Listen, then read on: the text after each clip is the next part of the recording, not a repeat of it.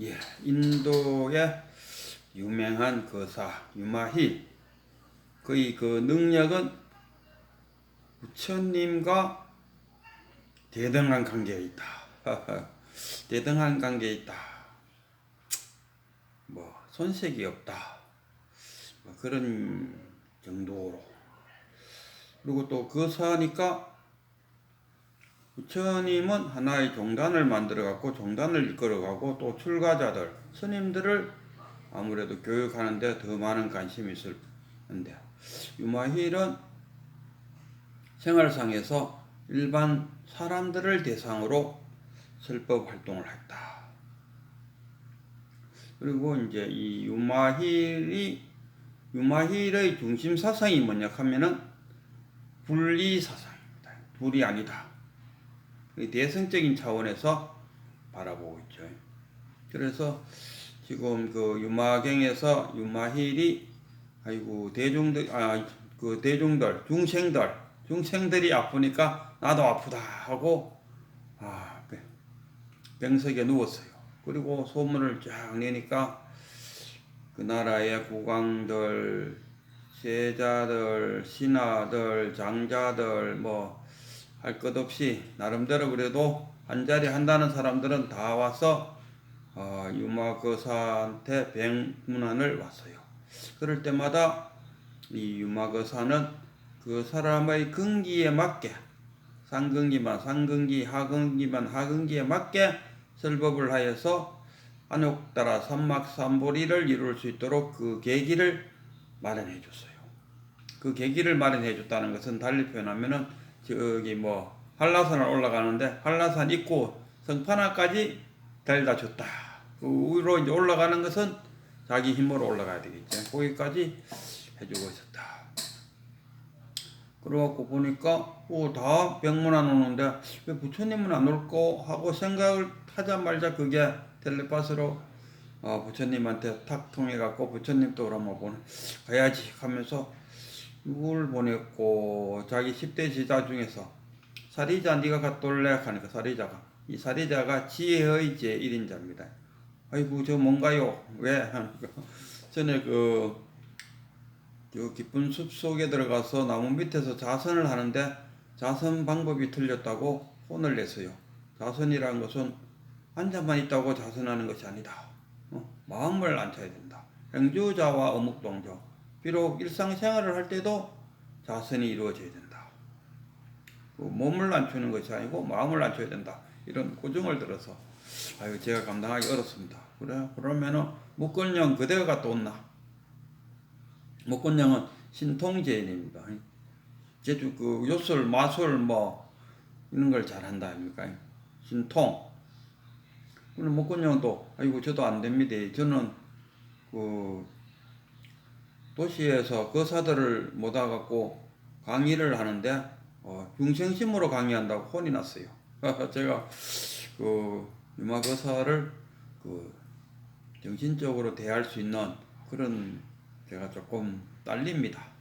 그러면 가섭이 네가 갔다 온나 하니까 가섭은 또 누구냐? 가섭은 두타. 이 돌아다니면서 가섭은 조금도 한 곳에 머물지를 못하고 계속 이렇게 돌아다니는 스타일. 그리고 두타. 그러니까 그 가섭이도 아이고 나도 뭔가요? 제가요 그 부잣집은 나도 가난한 집만 복받으라고 그 집들만 돌아다니면서 걸식을 했는데 유마가요 그렇게 하는 것은 편견, 차별심, 분별심을 갖고 어찌 중생을 묘한다는 말입니까? 하고 고정을 들었어요. 그래서 저도 안 갈래요. 그래 그럼 수보리 네가 갔다 왔나? 수보리는 또 뭐하냐? 해공제일, 공사성을 가장 많이 깨친 사람.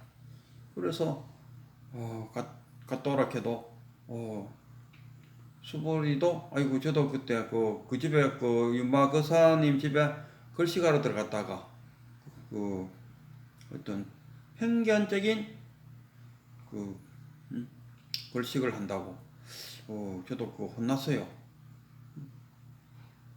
그 소승적인 공, 이 대승적인 공을 말해야 되는데 음식이라는 것은 구별함이 없이 음식을 처리해야 되고 그렇게 함으로써 법도 그리 된다는 거.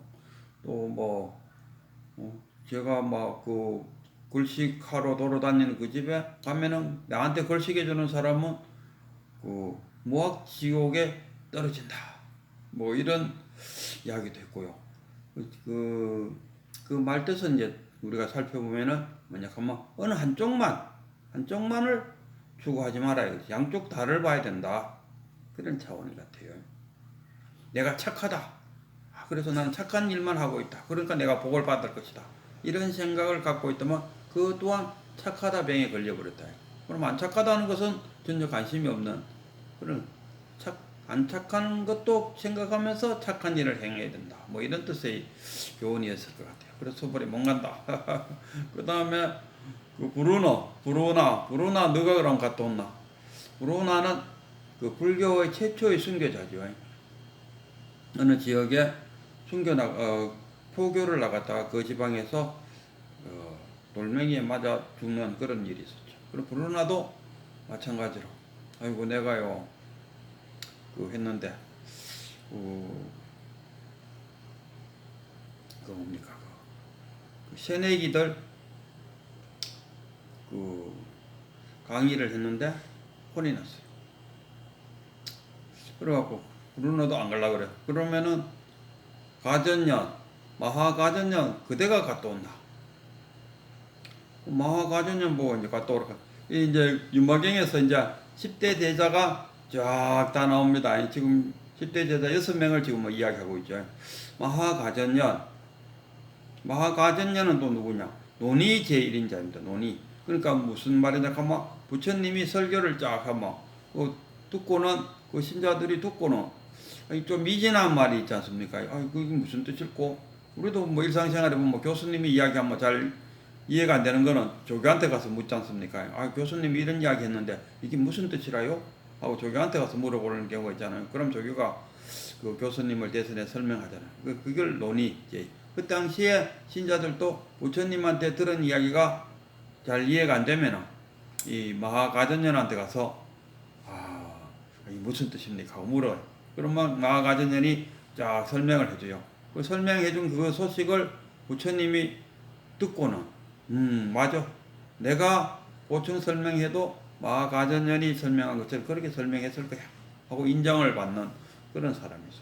근데 그 마전년이 보고 가전년 보고 너가 갔다 온다 하긴 아이고 저도요 옛날에 그 유마일이한테 혼났어요.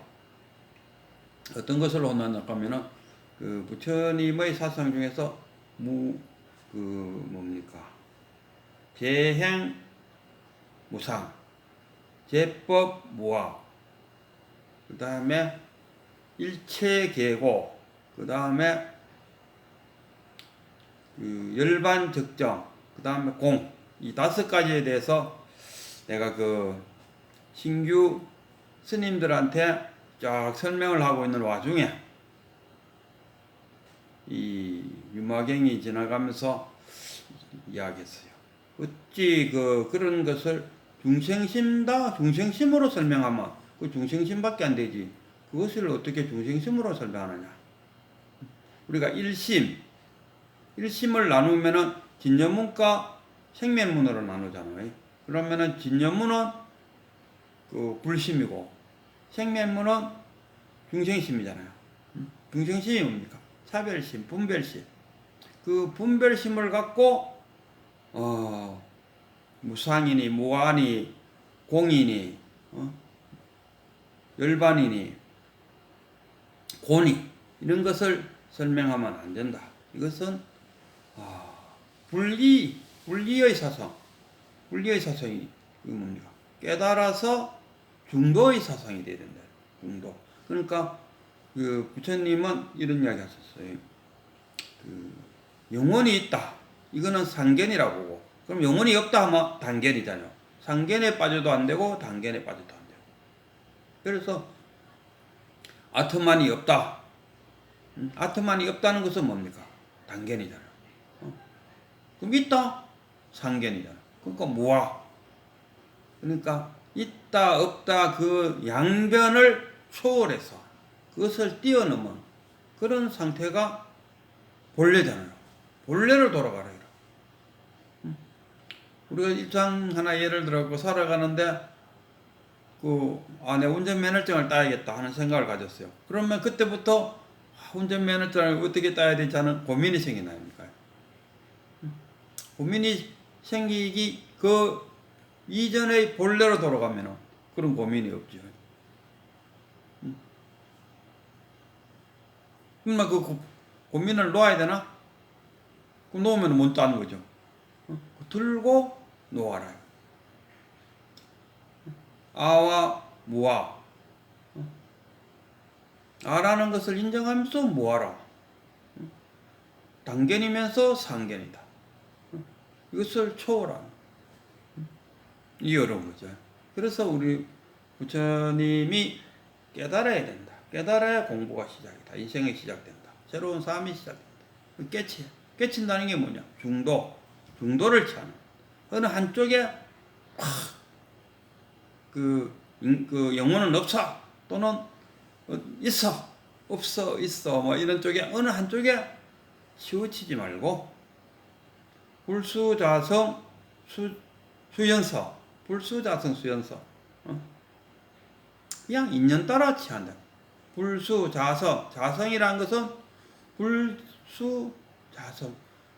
자성을 따를 만한 것이 없다. 그냥 인연에 따라서 그때 인연에 따라서 행하면 된다. 그게 인연법, 명기법. 그래서 이쪽이다 저쪽이다를 초월한 중도적인 차원에서 이 세상을 볼 때 괴로움으로부터 헤어날 수도 있고 또 생멸에서도 벗어날 수 있고 우리가 생사일대사잖아요.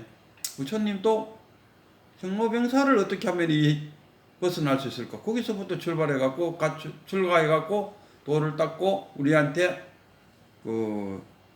죽고 사함에 대해서 벗어날 수 있는 길을 가르쳐주고 갔다는 거예요.